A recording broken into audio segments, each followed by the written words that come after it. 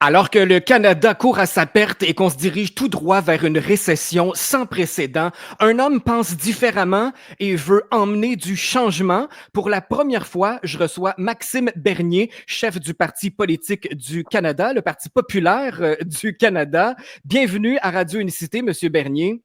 Merci de l'invitation. Je suis très heureux d'être avec vous aujourd'hui. Je ne sais pas si vous allez être encore heureux parce que vous êtes tombé sur un animateur complètement désillusionné par rapport à la politique. Je n'y crois plus avec tous les politiciens corrompus qu'on a au pouvoir. Je vous trouvais très rafraîchissant dans votre discours. Je ne suis ni pour un ni pour l'autre, mais ce que je constate présentement avec ce qui se passe aux États-Unis, c'est qu'ils ont un président qui a à cœur les Américains, qui se bat pour son pays. Et ici, on lui tire des roches, on le traite de tous les noms. Les médias n'aident pas du tout parce que ils se font un plaisir de le salir. Et vous, je ne sais pas si on peut dire que vous êtes allé à sa défense, mais vous aviez un message complètement différent. Si vous étiez le premier ministre et que vous devriez négocier avec Donald Trump, et là, je fais référence aux tarifs douaniers qui ont été imposés, qui ont été mis sur pause, mais c'est pas fini cette histoire-là. Non, c'est pas fini, mais avant de répondre à votre question, je veux juste vous dire que vous n'êtes pas seul quand vous dites que vous êtes désabusé des politiciens de l'establishment qui disent quelque chose une journée et le contraire le lendemain. Il y a 40 de la population au Canada qui ne sont pas allés voter à la dernière élection générale et j'imagine c'est à cause de ça. Ils doivent se dire, tous les partis, c'est du pareil au même. Bien, nous, en ce qui nous concerne au Parti populaire, vous êtes notre clientèle cible. Imaginez ces 40 de gens-là vont voter et votent pour le Parti populaire, on va croître très rapidement. Parce que notre message, comme vous l'avez dit au début, il est très différent. On ne fait pas de sondage avant chaque campagne électorale pour dire aux électeurs qu'est-ce qu'ils veulent entendre. On a des idées claires et on dit toujours la même chose à chaque élection. On a les mêmes politiques et c'est pour ça que je dis qu'on fait de la politique différemment. Et donc, on peut attirer des gens comme vous. Je le souhaite. Ça va être notre défi à la prochaine campagne.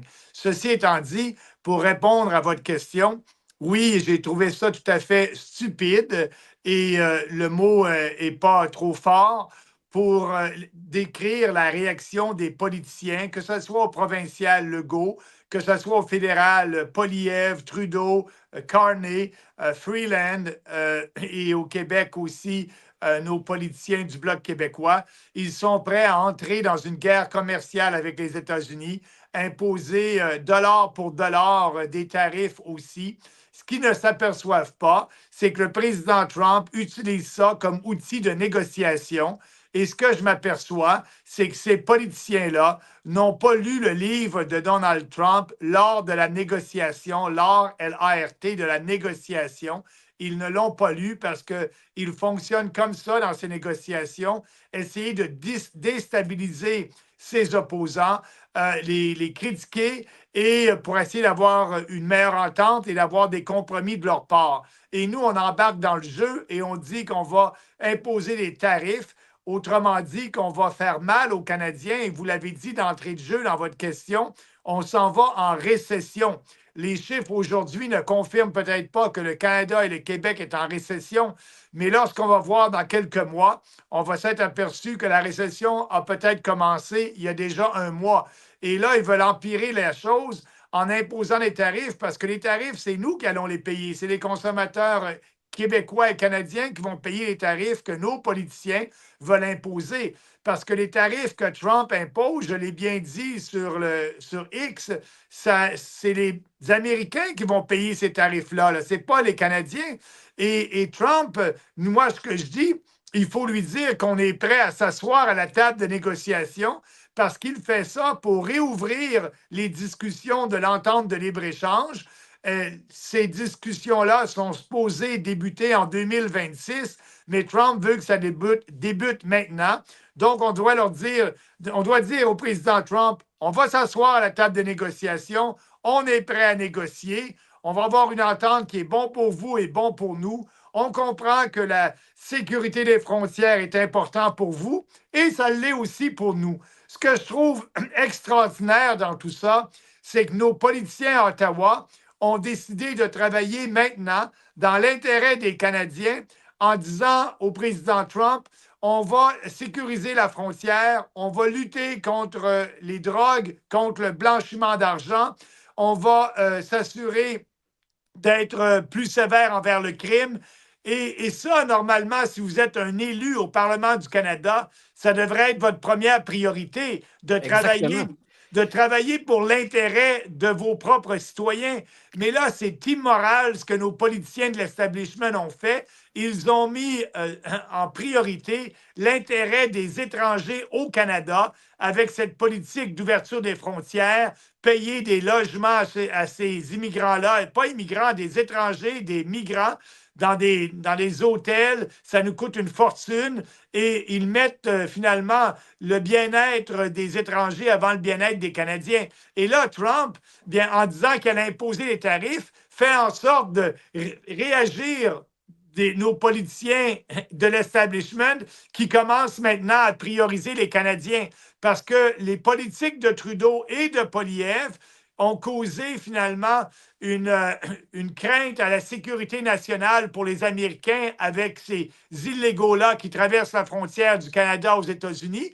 Et donc, c'est aussi une crainte pour notre propre sécurité nationale au Canada.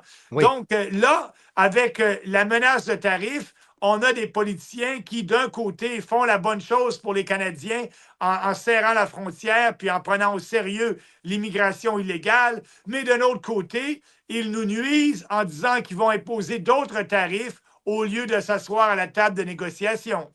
C'est tout à fait ridicule et c'est là que je voulais en venir parce que il faut remettre les choses en perspective, Monsieur Bernier.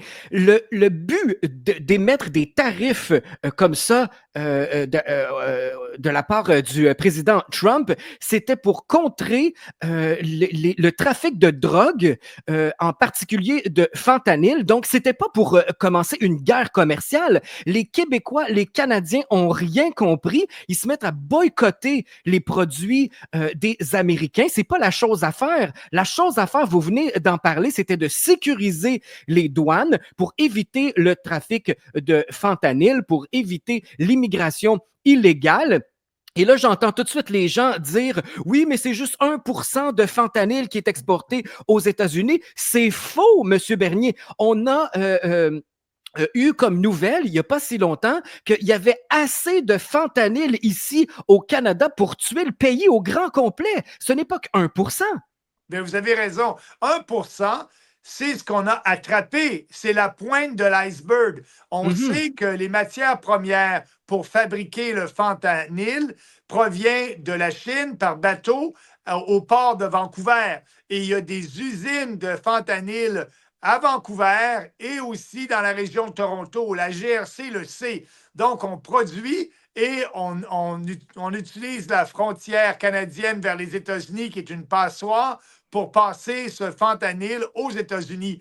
Mais il faut être sérieux envers le crime organisé et le blanchiment d'argent qui se fait ici au Canada suite au profit de cette drogue-là. Mais oui, M. Trump a raison de s'inquiéter là-dessus. C'est plus qu'1%. Et on a laissé fonctionner ces usines-là ici au Canada qui fabriquent ce fentanyl qui tue les Américains et les Canadiens. Mais encore pire que ça, selon les statistiques américaines de l'administration américaine, ces 3 dernières années, à chaque année, les Américains arrêtent à peu près 400 suspects terroristes à leurs frontières à chaque année, dont Wow. 80% de ceux-là proviennent du Canada. Donc, c'est sûr qu'on est une menace à leur sécurité. Il faut arrêter ça. Nous, on le dit, il faut faire un moratoire sur l'immigration. Il faut déporter tous les clandestins qui sont au Canada. Il faut aussi lutter contre la drogue de façon efficace et sécuriser nos frontières. Là, M. Trudeau fait une partie de cela parce qu'il est poussé par M. Trump. Une chance qu'il est là, parce que grâce à lui, notre pays va être plus sécuritaire. C'est comme ça qu'on devrait le voir. Absolument.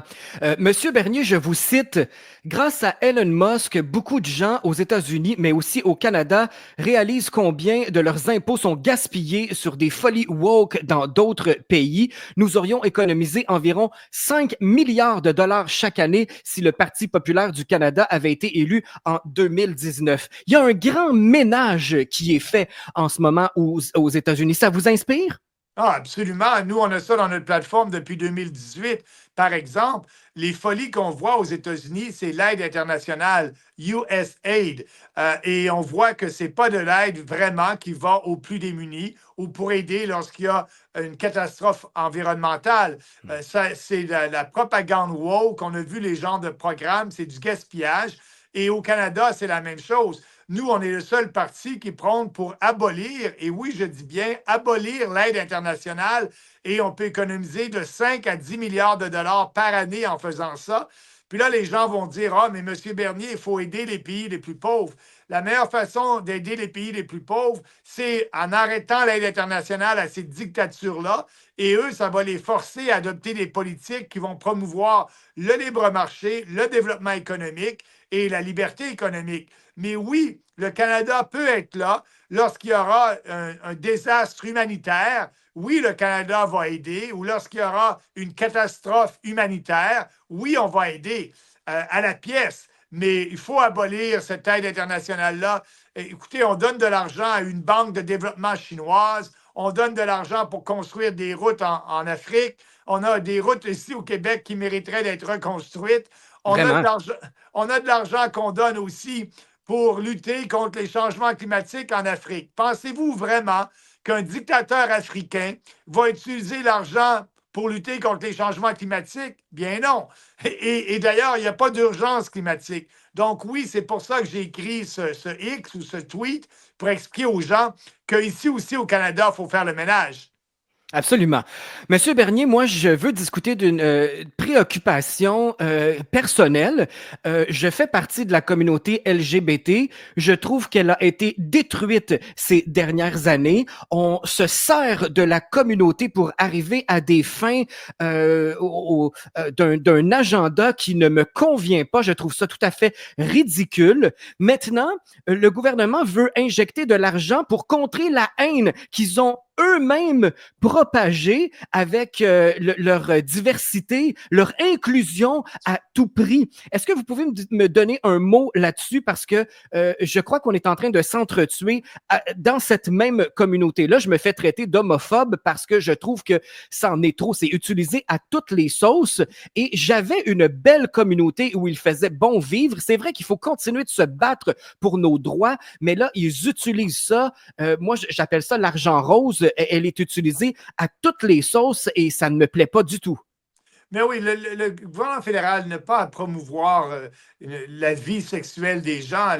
Et là, ce qu'on fait, on essaie de diviser les Canadiens par la couleur de leur peau, par leur sexe, par leur orientation sexuelle. C'est complètement imbécile. Ça détruit notre société. Ça va à l'encontre de la société occidentale, les valeurs de la société occidentale. Nous, ce qu'on dit, là, diversité, équité, inclusion, pour moi, ça devrait être unité, unir tous les Canadiens. Et au lieu d'équité, ça devrait être égalité devant la loi, égalité des droits pour tous. Et au lieu d'inclusion, c'est méritocratie. Les gens devraient être promus parce qu'ils le méritent, pas à cause de leur orientation sexuelle. Ceci étant dit, on m'a traité d'anti-trans parce que j'ai dit qu'une jeune fille ne peut pas devenir un jeune garçon et qu'on ne devrait pas promouvoir cette idéologie-là chez les jeunes. Mais quand vous avez 18 ans, vous avez le droit de faire ce que vous voulez avec votre corps. Si vous voulez vous mutiler vous-même, faites-le, mais pas pour les enfants. Et on m'a traité aussi d'anti-gay. Et ce qui est c'est très drôle parce qu'au Parti populaire, on est un petit parti, un nouveau parti qui a des idées pour faire en sorte que ce pays-là soit plus libre et plus prospère. Et à notre siège social, on a 10 employés. Et dans les 10 employés, il y a 4 gays. Et on ose dire que je suis anti-gay ou anti-trans. Vous voyez, ces insultes-là coulent sur mon dos comme l'eau d'un canard va couler sur le dos d'un canard. Là. Ben, je vais prendre votre exemple parce que c'est très drôle, en effet, de se faire traiter d'anti-gay quand je le suis moi-même et que j'ai travaillé longtemps pour la communauté gay en offrant des artistes, des participations en studio avec des artistes. J'ai travaillé avec des drag queens. Imaginez, je n'ai rien contre personne de la communauté, mais à un moment donné, ça devient ridicule. Et quand Donald Trump a affirmé que pour lui, c'était que deux genres maintenant. On était rendu à 72 genres. C'est absolument épouvantable. On ne sait même plus à qui s'adresser. Il y en a un qui a fait une déclaration sur X il n'y a pas si longtemps. Il se prenait pour une éponge. Alors, je me suis dit, ça, c'est de la maladie mentale là, à ce niveau-là. Je pense que le peuple souffre et ne sait plus comment s'affirmer, s'adresser. Et ça a été causé par cette folie-là mise en place par les gouvernements. C'est mon avis. Non, vous avez absolument raison. C'est la folie woke, la folie transgenre. Il y a deux sexes, vous avez raison de le dire. Moi, je n'utilise pas le mot genre, c'est leur vocabulaire. Et ils veulent mettre dans la tête qu'il y a plus que deux sexes. Il y en a deux, c'est la biologie 101, c'est la nature humaine. Et oui, si vous voulez vous sentez d'un autre sexe, moi, je pense que les jeunes qui ne se sentent pas bien dans leur peau aujourd'hui, à l'adolescence, peut-être qu'ils vont devenir des lesbiennes ou des gays heureux.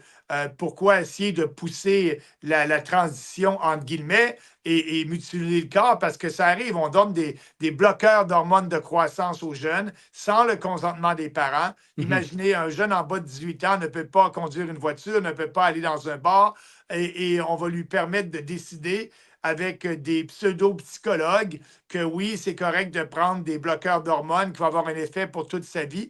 On veut tuer la société, on veut tuer les valeurs de la société occidentale. Et là, il y a une révolution pacifique. Elle provient de l'Angleterre, des États-Unis, de la France et du Canada avec le Parti populaire.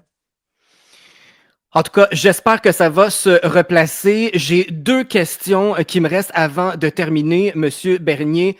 Aimez-vous les Canadiens et êtes-vous prêt à travailler pour le peuple canadien comme le fait Trump avec ses Américains? Mais absolument. Écoutez, depuis le début, depuis 2018, je dis qu'il faut mettre le Canada d'abord en premier et les Canadiens. Et pour moi, contrairement à Pierre Poilievre, ce n'est pas un slogan, c'est la réalité, parce qu'on veut sortir des ententes de l'ONU. Exemple, le pacte migratoire de l'ONU qui force les pays à accepter plein de migrants. Pour nous, être citoyen canadien est un privilège et on devrait sortir de ce pacte-là. La même chose avec le pacte, l'accord de Paris. Pour nous, il n'y a pas d'urgence climatique et on n'a pas donné de l'argent pour donner de l'argent des Canadiens pour essayer de promouvoir une idée où il n'y a pas de problème. Le CO2, pour nous, n'est pas un polluant. C'est un gaz essentiel pour la vie. Et il faudrait plus de CO2. Plus il y en a, plus la planète serait verte. D'ailleurs, si vous rencontrez un entrepreneur qui opère une serre, il y a plusieurs serres de tomates ici au Québec. L'hiver, on a des bonnes tomates de serre. Bien, il injecte du CO2 pour faire pousser effectivement la plante plus rapidement.